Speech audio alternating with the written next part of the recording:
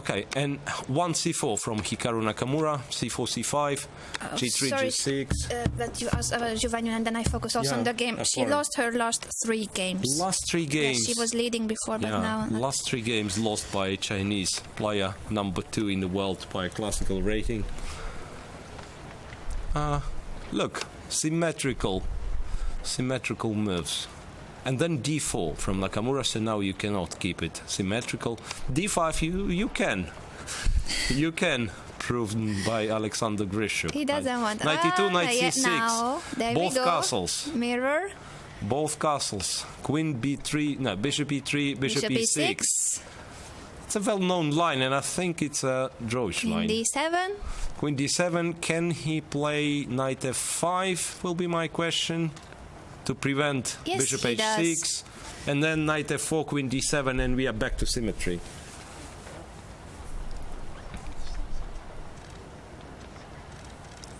Well, knight f4 was not possible because d4 was hanging. I just wanted to keep it symmetrical, so that's why I suggested this move. No, it's not kept symmetrical anymore. Still, I can't think of any other result so far but a draw. But it's Blitz. Let's It's remember Blitz, that yes. we are looking forward to the last 10 seconds of the game and a blunder. Yeah. I'm kidding, but unfortunately there have been many blunders even on the stop boards. You feel sorry for the players, Yes. especially, you've been there yourself, right? Blundering in the winning Definitely. positions, Every better game. positions, drawish positions. Any kind of positions. Yes, it's like we are sorry for the players, but on the other hand, we are happy for the spectacle. Okay, so knight a4 to get the knight on c5. Queen a5. Grishuk wants an ending against Hikaru Nakamura. And then, well, it looks like... No, I thought he will take on e3, but sooner or later he might, though. Take on e3. Still roughly equal, I would say. He takes e3, and after pawn takes, he goes bishop g4, attacking both a pawn on e3 and a knight on e2. Not a comfortable situation for Nakamura. He can play king f2, but then it's bishop e2, king e2, and something takes d4, knight d4 apparently with a check. Yes, winning a pawn. Yeah. On the other hand, pawn on d5 is also hanging, so it might be that Nakamura will find the way out. Bishop e2. So he goes for this line. Knight takes d4 with a check. Will it be played? Yes, it was played. So his idea must be that after the king move, the knight is hanging and the d5 pawn is still in the air. So it's like king f2, knight f5. He will probably... no, you can't take with the bishop because knight e3 comes attacking the rook on d1. I mean, you can, but you're not winning b7 pawn back. So I thought bishop d5, black takes on e3, white takes on b7, but this will not materialize. Yeah, he's not in time, so this is just bad for Nakamura. Yes, he's a pawn down, and it's even worse because after rook d3 it looks like knight e3 is still possible. Look, knight e3, rook e3, bishop d4, rook e1, yeah, rook d3, knight e3 is possible. Knight e3 is possible, that's I'm sure. Yeah. And it's played. So, rook takes, bishop d4, he protects with the rook, we take on e3, play other rook to e1, winning. Nakamura seems to be surprised by knight takes so e3. Knight cannot be taken, that's the thing. So basically, if you take... no, it's even easier. You just take e3 and give bishop h6 check. So in fact, with the moves transposition, it went into this direction with bishop d5. Is rook d8 an option? I mean, a to d8. Yes, and possible. what to do? Then you'll have to move the bishop, apparently. Rook a d8. If rook e3, there is still rook e3 and bishop h6 check. And bishop d4 is there. Well, I think objectively Grishuk must be winning here. It's still a long way to go. Of course, rook a d8 played. Rook a to d8 played. Look at Nakamura's knight on a4. Not doing anything basically. Bishop to e4. So what's now? Takes bishop d4, one, threatening some discovered check. And as well, knight g4 check played by Alexander Grishuk. What is that? King g2.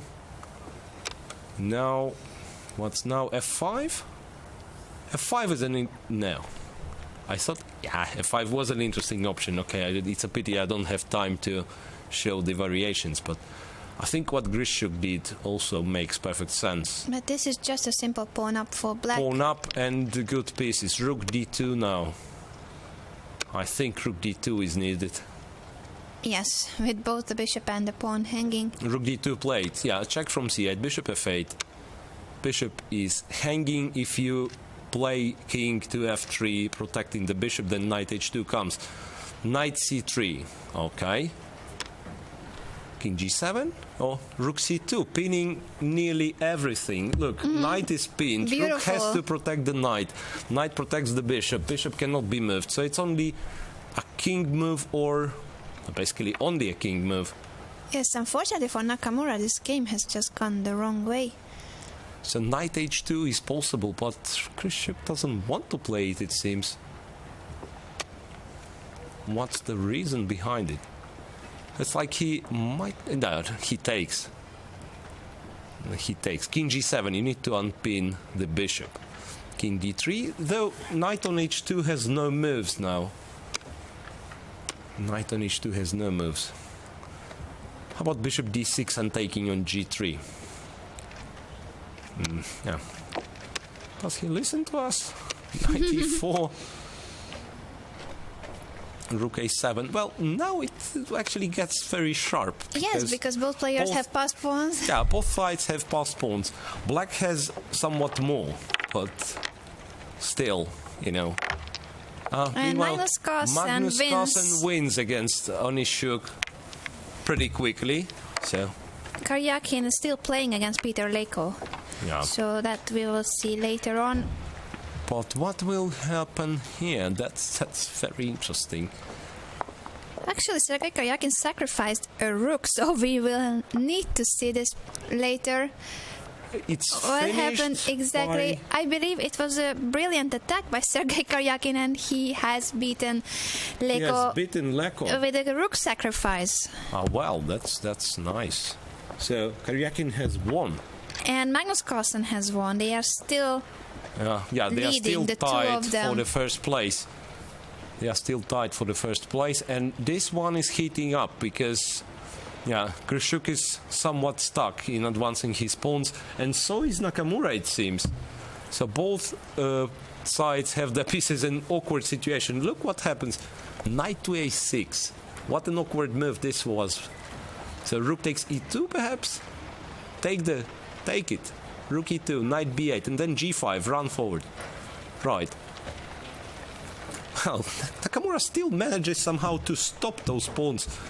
Knight f4 check, h3, now Grishuk is winning because he eliminated one of those two pawns. He must be winning now. Now he must win. King f6. Knight h5. What an ugly move. Pardon me. Threatens knight g3 though, so maybe it's a very strong. Maybe it's a very strong move. Very strong moves knights like again. that. Knights on the board. So you know it's time to wait for b6, and rook is apparently on. Yeah, takes b7. Rook to what was it? Rook c3 check. It's just going so quick. Rook c3 check. But how do you stop the pawn? I don't know how do you stop the pawn. Our board is not up G4, to the challenge. This is too fast for the... Rook b2, and then Grishuk can't stop the pawn, it seems. Yeah, Nakamura has a queen, and Grishuk is, well, playing on seconds. Wow, what has just so Nakamura is happened? winning. No, Grishuk has totally winning position. I mean, there was no question, no doubt about it. And now this is just desperate. And now it's a draw? Look, I mean, I don't understand serious? what's going on, yes. Why did he take the...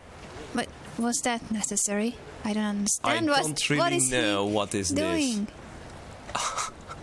I think it will be a draw, and Hikaru is laughing, and so does blunders his Krishuk. queen, but anyway, I think he cannot be so disappointed. I don't think he blundered his queen. I think it was... Yeah, Hikaru is laughing, look. Hikaru is laughing.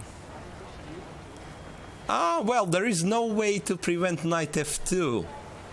Can it be that Krishuk is winning now? Yeah, he cannot go king f3 because of the fork.